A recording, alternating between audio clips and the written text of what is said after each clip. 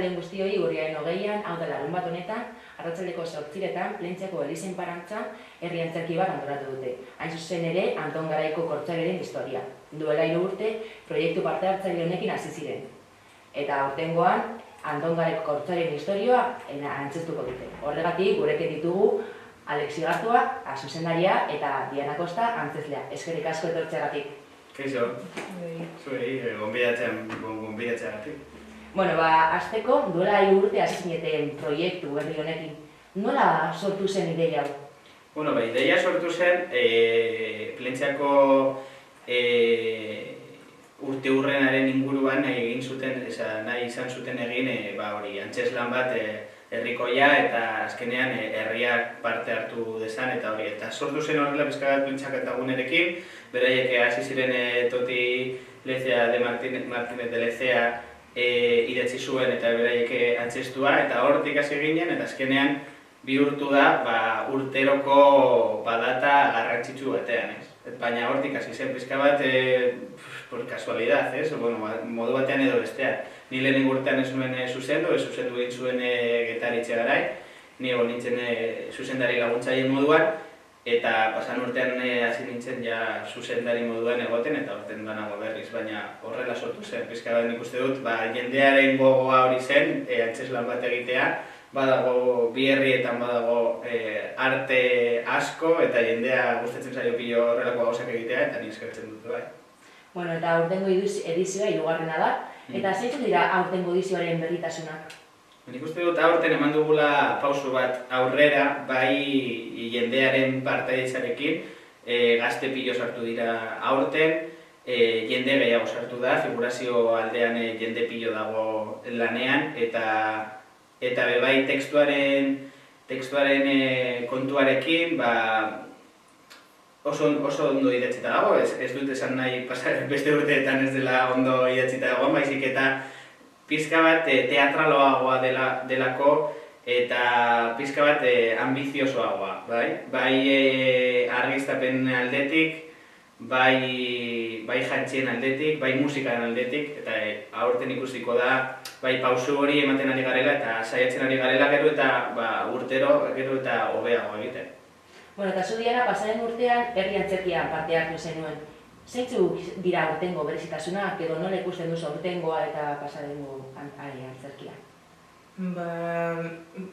Aldaketa asko ez ditut ikusten ez, baina ikusten da jende gehiago sartu dela, hori egia da, eta pasaren urtean gazte oso gutxi egon ziren, eta urtean gazteak bai animatu dira eta ikusten da hori, eta gauza, oso ondo dago aurtengoa, pasaren urtekoa, baina nire ustez hobeto dago aurtengoa egin eta guztia planifikatu. Bueno, eta aurten Anton Garaiko kortsairaren historia aukeratu duzue. Zergatik? Bueno, ni hori erantzutea oso zaila da niretzat, azkenean nik ez dudako idatzi antzeslana, Jokin de Pedroz idatzi duelako, eta nik uste dut berak erabaki egin zuela, azkenean Gorlizko kortsario bat izan zen, bai esaten dute Gorlizkoa, Gure Zarantze, hainbat lekutan agertu da idatzita bera hortik zetorrela, baina nik uste dut azkenean gure inguruko historiaren parte bat da, oso garrantzitsua, eta gogoratzen dugu antzeslana hori dela, benetazko historia bat dela. Anton Garaiko existitu egin zela eta historia benetazkoa da, eta nik uste dut hori oso, no sé, es como muy atractivo, esan nahi dut, azkenean nik uste dut berak esan zuela, historia bat dago benetazkoa eta zergatik eskontatu ez. Bueno, eta antzerki honetan 40 herritar parte hartzen dute, profesionalak ez direnak. Horrek zailtasunak ditu? Zailtasunak ez, niretzat ez, azkenean da egiteko beste modu bat. Plangintza eta eskatzerako momentuan ezin da izan berdina profesionalekin baldin bazaude lanean, baina ez da zaila, da beste modu batean, eta da, bakoitzak bere bizitza du, bere momentuak ditu, egon algara astean behin bakarrik hori entzaiatzen, eta egoten gara 4 ordutan, bueno, ni egoten naiz 4 ordutan eta beste batzuk bai, baina beraiek etortzen dira, bera agerraldiak egiten dituzte, beste batzuk ikusten dituzte eta bar, baina zaila ez da, baizik eta da moldatzea hori guztia, azkenean agenda pilo dira, hasieran egon ginen testudun aktoreekin lan egiten, eta gero ja figurazio sartu dabe bai, eta azkenean ikuste dut zailena dela hori guztia koordinatzea. Hor lan pilo eta denbora pilo doa, eta hori da nintzen zailena, baina beraiekin lan egitea, ez eta gainera beti gaude esaten amateur munduan, edo beti daukagu kontzeptua amateur munduan, latxagoa dela, antzeslanak latxagoak direla, eta baina nik uste dut beraiek defendatu egiten dutela akapa y espada beraien lanak, eta oso ondo dago, eta nik uste dut pasan urtean eta aurreko urteetan hori ikusi da, eta aurten ere ikusiko da, beraiek ateratzen direla plazara, nunca mejor dicho, plazara, ateratzen dira, eta hor defendatzen dute bere lana, akapa y espada, eta egiten dute niretzat super ondo, eta eskertzekoa da, bai, beraiek egiten duten lan guzti hori. Bueno, eta esan duen moduan, gero da, hobeto egiten duzu gauzak. Uste duzu zerbaitetan hobeto duzula? Aurten niri tokatu zaitu hori paper gehiago izatea eta elkarrizketa batean sartzea. Eta nire paperarekin ondo dago eta ondo ikusten dut egiten dudana. Eta errez izaten da. Ni oso eroso dago eta errez egiten zait. Gainera bai jendearekin harreman hartzen duzu eta jendea konfiantza ematen dizu orduan errazago egiten zaizu guztia. Bai, azkenean sortzen den giroan niretzat nahiko polita da, eta beraiek igual beraien artean ez ziren ezagutzen lehenago, edo beste adin batzuk, gazteak dira, baina adibidez bera Diana da txikiagoa, besteak baino, baina nik uste dut azkenean hori lortzen dutela elkarrekin lan egitea, eta horrelako momentu batean ikusten zarenean, zure gure ikusten duzunean horrelako momentu batean urduritasuna dagoenen bitartean dagoenean, ez dakit horrelako proiektuak mugitzen dituzte zure barneko beste kontu batzuk, ez? Eta azkenean nik uste dut hori giroa sortzen den giroa eta energia oso polita da. Eta egun hauetan ikusiko da batez be, energia hori oso polita dela eta oso niretzat muy emozionante. Beraz, herri antzerki bat enkarrena suspertzen du eta baita ere herriko kultura. Zeintzuk dira herri antzerki baten onurak? Niretzat hori, azkenean egitea. Taldea egiten da, herria egiten da, jendea ezagutzen da beste modu batean, eta gainera sustatzen dugu, hori, herrian ekoiztutako eta sortutako produktuak eukitzea, ez? Eta ikustea plazan, ez dakit, 50 pertsona, energia berdinarekin, proiektu berdinera bere energia bideratzen, eta hori guztian ikuste hori politena dela.